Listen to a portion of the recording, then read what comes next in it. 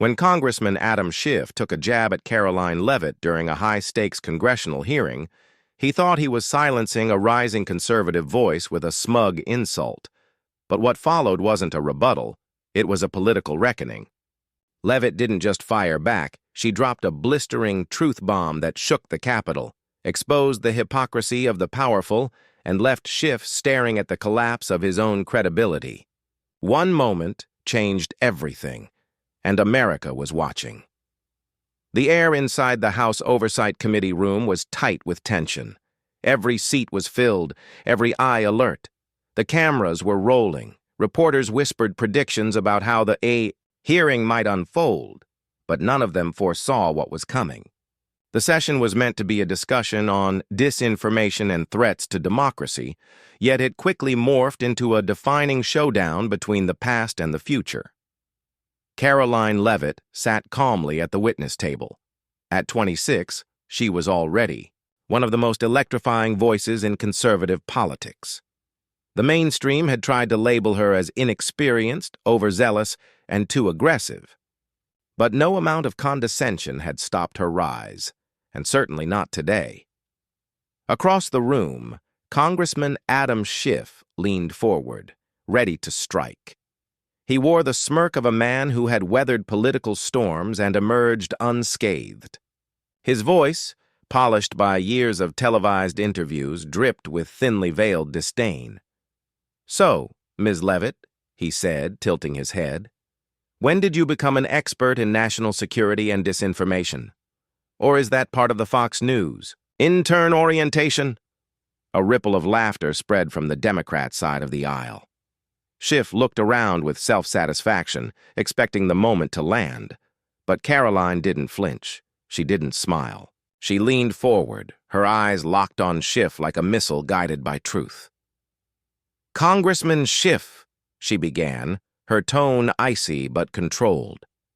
"I'm really glad you brought up disinformation, because if there's anyone in this room who's earned that title, it's you." Silence.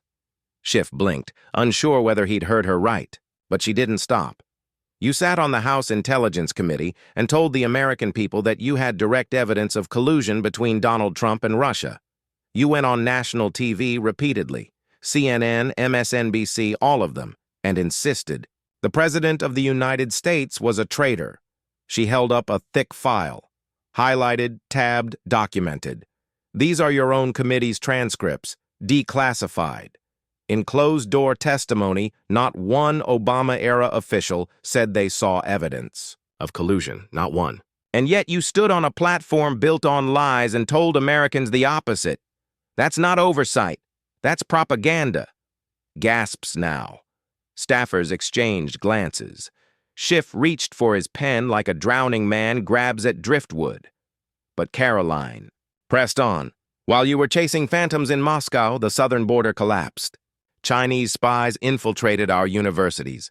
Big tech colluded to silence dissent. And what did you do, Congressman? You cheered them on. You called for more censorship. You pushed to silence Americans in the name of protecting democracy. You weren't protecting democracy. You were suffocating it." The Democratic side fell still. Leavitt's voice grew stronger. She wasn't yelling, but her presence filled the room.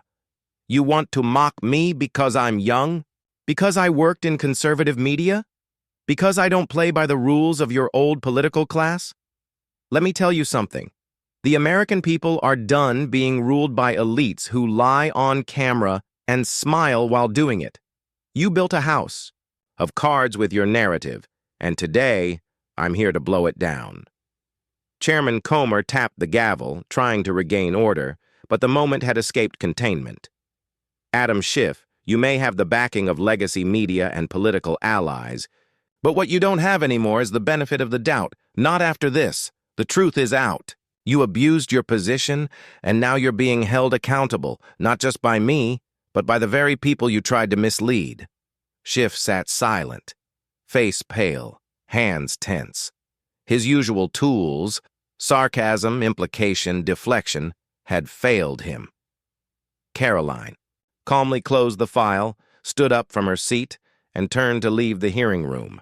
Outside, a wall of reporters stood in a frenzy, But she didn't stop to grandstand. The moment didn't need to be spun. It had already gone viral. Clips of her takedown flooded social media. Cable networks scrambled to catch up. In minutes, she went from political underdog to a warrior of truth for millions. Inside, Schiff remained frozen, his legacy now weighed down not just by his past actions, but by a new voice unafraid to name them. Karoline Leavitt hadn't come to play politics. She came to make history, and as her words echoed far beyond the Capitol walls, one thing became clear. A shift had begun. The era of protected power was ending, and the reckoning had just begun.